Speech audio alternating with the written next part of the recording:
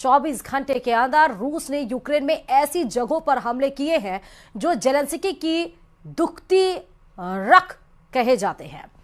Putin अब Ukraine से क्या चाहते हैं, यह डिमांड उन्होंने एक बार फिर दोहराई है, लेकिन साथ में यह भी कहा है कि बातचीत का मकसद 100% जीत है। देखिए रिपोर्ट। Внимание, расчет, подготовить совместное действие. Есть подготовить к совместному действию. Внимание, пуск. Есть пуск.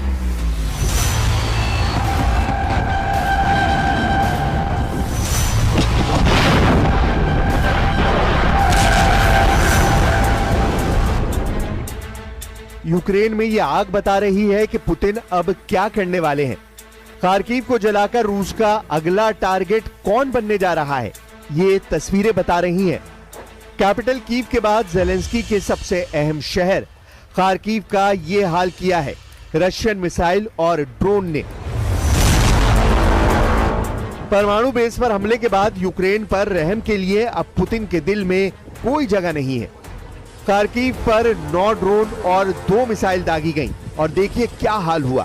हर तरफ आग और आग बुझाने की कोशिश लगातार जारी है, लेकिन यह आग इसलिए नहीं बुझ रही क्योंकि 3.25 साल के युद्ध में शोलों की तादाद बढ़ती जा रही है।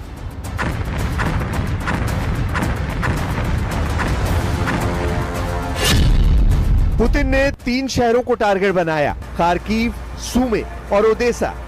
एक ही रात में करीब 100 ड्रोन से अटैक किया गया। यूक्रेन का दावा है कि 36 ड्रोन गिरा दिए गए, 25 जाम कर दिए गए, लेकिन बाकी अपने टारगेट पर जाकर फटे।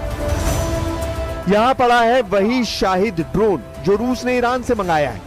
इसके एयरफ्रेम के कई हिस्से बरामद हुए हैं। इसके मोपेड वाले इंजन के टुकड़े भी देखे जा सकते हैं।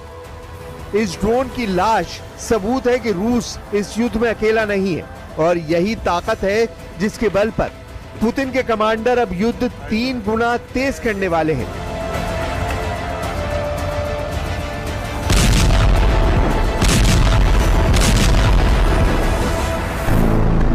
रूस में सुरक्षा परिषद के उपाध्यक्ष दिमित्री मेदवेदेव, जो रूस के राष्ट्रपति भी रह चुके हैं, उन्होंने कहा है कि यूक्रेन से बातचीत का बस एक मकसद है, संपूर्ण जीत और यूक्रेन में नाजीवाद हुकूमत की 100% तबाही। पुतिन के इन इरादों को टक्कर देने के लिए यूरोप में नई कोशिश शुरू हो गई है। फ्रांस के राष्ट्रपति इमैनुअल मैक्रोन ने इटली का दौरा किया है। यहां प्रधानमंत्री जॉर्जिया मेलोनी से उनकी मुलाकात हुई और दोनों के बीच यूक्रेन को लेकर काफी देर तक बात हुई। यानी पुतिन के खिलाफ यूरोप में लगातार सीक्रेट मीटिंग हो रही है और बहुत ही गोपनीय प्लान तैयार हो रहे हैं। जबकि दूसरा सच यह है कि पुतिन ने परमाणु बेस पर हुए हमलों के बाद अपने एटम बम वाली फोर्स को एक्टिव कर दिया है। रूस के मिसाइल बेड़े में ऐसे ऐसे खतरनाक हथियार हैं जो पेरिस से लेकर रोम और लंदन से लेकर वॉशिंगटन डीसी तक सब कुछ पिघला सकते हैं।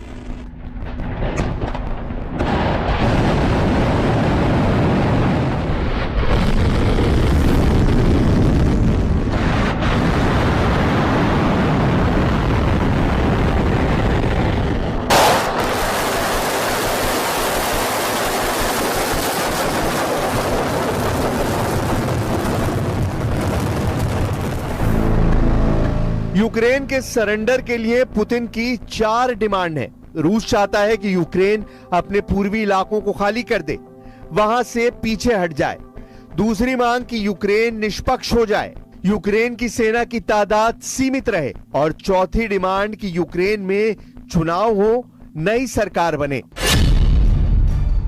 रूस का अभी यूक्रेन के 4 बड़े इलाकों पर कब्जा है। इसमें डोनेस्क है, लुहांस्क है, ज़ैपोरिज़िया है और खैरसोन तक का इलाका है। यानी पूरे पूर्वी यूक्रेन पर इस वक्त पुतिन की आर्मी का कंट्रोल है। क्राइमिया को मिलाकर यह यूक्रेन का करीब 20% हिस्सा है जिसे पुतिन नहीं छोड़ेंगे। ये यूक्रेन पर उनके हमले बता रहे हैं।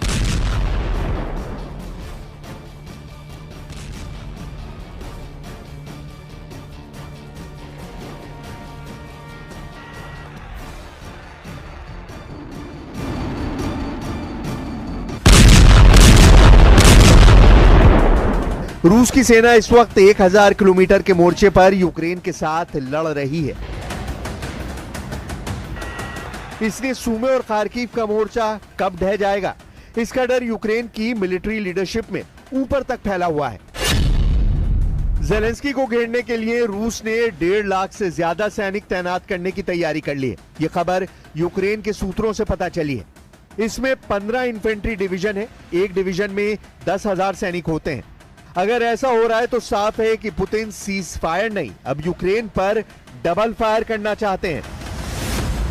Прибыли почти 175 тысяч военнослужащих, если говорить о тех итогах, которые мы в настоящий момент имеем. Кроме того, в добровольческие подразделения с начала года приняты более 14 тысяч человек. पुतिन बार बार बता रहे हैं कि उनके गुस्से में जेलेंस्की के लिए रहम की कोई जगह नहीं। पुतिन का सिर्फ एक मकसद है, नेटो का सरेंडर और यूक्रेन के टुकड़े। इसलिए पुतिन के लगातार हमलों ने अब और तेजी से यूक्रेन को जलाना शुरू कर दिया है। मई 2025 के बाद जून महीने की शुरुआत भी बहुत खतरनाक हुई है। ये तस्वीरें बता रही हैं कि पुतिन का इरादा अब यूक्रेन की फौज को पूरी तरह खत्म करना है। फिलहाल जेलेंस्की के पास जो सबसे बड़ी जिम्मेदारी थी वो उन्होंने पूरी कर दी है। रूस के परमाणु बेस पर हमला करके उन्होंने अपनी फौज के झुके हुए कंधों को उठा दिया है। लेकिन अब बारी पुतिन की है और उनका गुस्सा बता रहा है कि यूक्रेन को रूस से बचाना अब नामुमकिन होगा।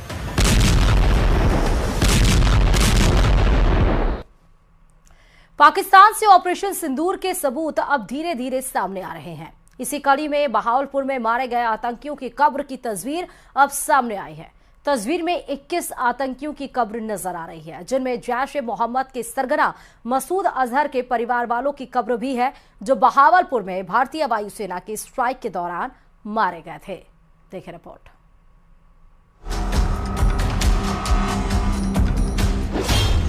पाकिस्तान से सामने आ रहे हैं ऑपरेशन सिंदूर के सबूत।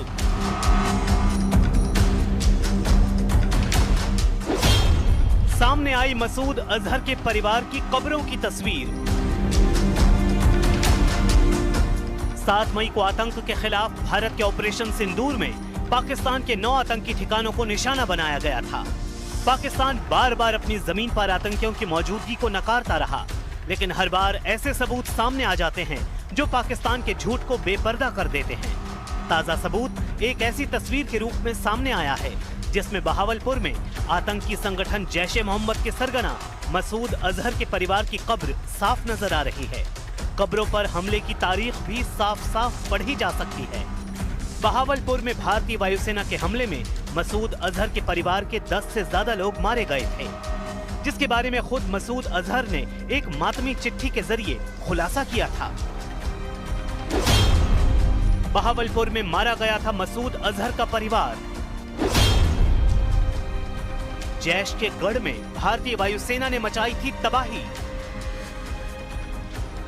ऑपरेशन सिंदूर के दौरान भारत ने पाकिस्तान के कोटली, मुरीद के और बहावलपुर समेत 9 जगहों पर हमले किए थे, जहां भारत का टारगेट जैश-ए-मोहम्मद और लश्कर-ए-तैयबा जैसे आतंकी संगठन थे, जो पिछले कई दशकों से भारत पर बड़े आतंकी हमलों के जिम्मेदार हैं।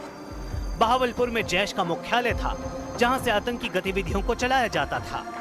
7 मई को भारतीय वायुसेना के जोरदार हमले में जैश का मुख्यालय तो तबाह हुआ ही साथ मसूद अजहर का परिवार भी दुनिया से रुखसत हो गया, जिसके सबूत अब सामने आ रहे हैं। आतंकियों के जनाजे में पाकिस्तान की असलियत के सबूत। इससे पहले भी पाकिस्तान से ऐसी तस्वीरें सामने आ चुकी हैं जो उसकी जमीन पर आतंकवादियों की मौजूदगी की कहानी बयां करती हैं।